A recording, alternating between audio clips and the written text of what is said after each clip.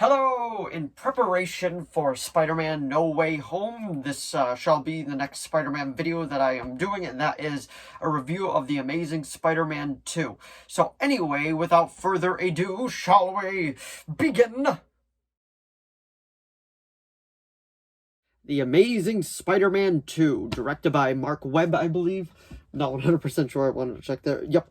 And starring Andrew Garfield as Spider-Man, starring Emma Stone as Gwen Stacy, Jamie Foxx as Max Dillon / Electro, and starring I wish, and Dane DeHaan as the Green Goblin, and Paul Giamatti, I believe it was, as the Rhino, which didn't really get his due in this. Like, he should have been in it a lot more, in my personal opinion. But anyway, we're gonna review this movie. There will be spoilers in this. If you haven't seen this movie by now, spoiler warning, I suppose. But anyway, let's get into it. We're going to go through the things I liked about this movie and things I did not like about this movie. So anyway, let's start off with the pros. The things I really enjoyed about this movie was Jamie Foxx as Max Dillon / Electro. I thought they gave him an amazing theme. I loved, like, the dubstep theme that they gave him with the, like, voices in his head.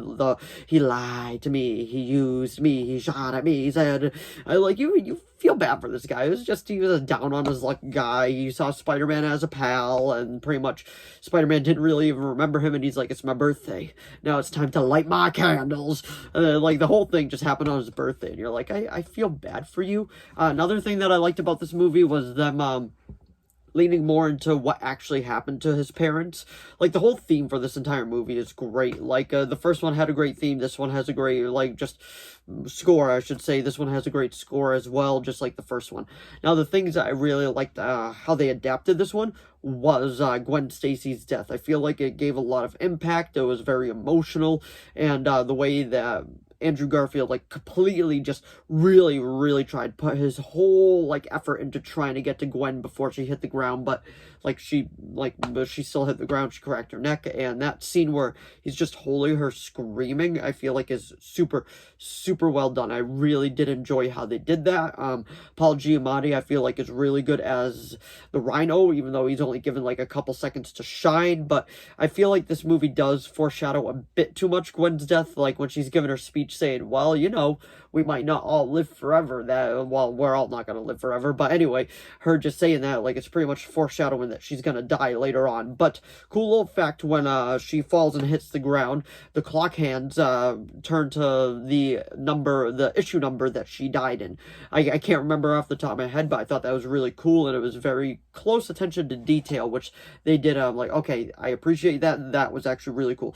Another thing in this movie, I'm trying to, like, I always try to look for the positives out of movies, too, is the visuals. The visuals is so well done. The new Spider-Man suit is great. Another great thing about this is Andrew Garfield as Spider-Man. I did actually really like him as Spider-Man. I feel like he really just captured, like, the geekiness of Peter Parker. Like, I feel like he captured the geekiness of Peter Parker way more than Tobey Maguire. But Tobey Maguire is, like, a great Spider-Man. Like, he'll always be an amazing Spider-Man. Don't ever get me wrong with that. Like, I think he's, like, the quintessential Spider-Man too, just like all the other ones, because I feel like every Spider-Man is good in their own way. But anyway, like, that is pretty much all the, like, the positives I can get out of this movie. Like, I do think that they tried to cram too much into this movie. Now let's get into some of the things I didn't really like about this movie. Was them trying to juggle all these villains and still trying to give every single one of them, like, good character arcs and all that. And in reality, the only one that really got it was Electro. And like I said, Rhino was in it for like 5 seconds and he is out of it, which is kind of a bummer because, like I said earlier, I think Paul Giamatti did a great job in it for what he was given. And then we could talk about Dane DeHaan as the Green Goblin, which I like the look of it. I like the look of it, and I like the idea that they decided to twist the origin of him. But what I did not like about it is Dane DeHaan as the Green Goblin, because Harry Osborn doesn't become the Green Goblin first. It's always Norman. Norman in this one is just a dying old man, then he dies, and I did not like how they decided to do that, because now I do know that there was a deleted scene that they couldn't put in because it would have gotten I want to say an R rating, which showed the guy in the Borat hat, I believe that's what they called him, or the man in the shadows, whatever it was, going to a canister and be like, Mr. Norman, oh no, sorry, Mr. Osborn. it's time to wake up. And then it shows, like, the canister and it's just his head and then his eyes open.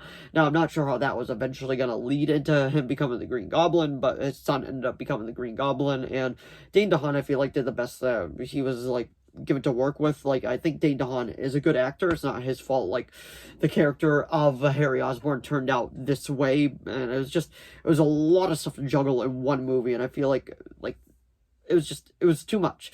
There was a lot of high points of this movie, but there was also a lot of low points too, but I do feel like it did the best that it could, but, like, it was just, like, it's too ambitious, and Sony was interfering with it too much, saying, okay, we need to proceed to a Sinister Six movie, we need to do all this stuff, we don't want to wait and build this out, we want it now, and that's pretty much was the biggest problem of it, like, always fast-tracking it, always moving forward. When Sony just doesn't interfere, that's when you get the best stuff, the best projects. I say that's the same for any studio. With, like, WB, they interfere with BVS, look what happened, and then when we got the director's cut and they didn't interfere, it was a lot better. Same for Justice League, got a lot better for Justice League, but I'm getting off topic. This is a Spider-Man review, so that was pretty much my review of The Amazing Spider-Man. I personally would give it a 6 out of 10. Like, it's not the best Spider-Man movie at all, but if you want me to be honest, I'd rather watch this over Spider-Man 3, but that's only because I think that the theme of this is a lot better, but that's just me personally. But anyway, that is my review of The Amazing Spider-Man 2. So if you enjoyed this video, please give it a like and a subscribe so I know to keep making more of these. If you have any video requests, please leave them down in the comments below. I'll do my best to reply. If you've seen The Amazing Spider-Man 2, let me know what you think of it down in the comments below. Did you like it? Did you love it? Did you hate it? Let me know down in the comments below. But anyway, thanks for watching as always. Let me know if you got your Spider-Man No Way Home ticket as well. And I'll see all of you in the next video. Bye!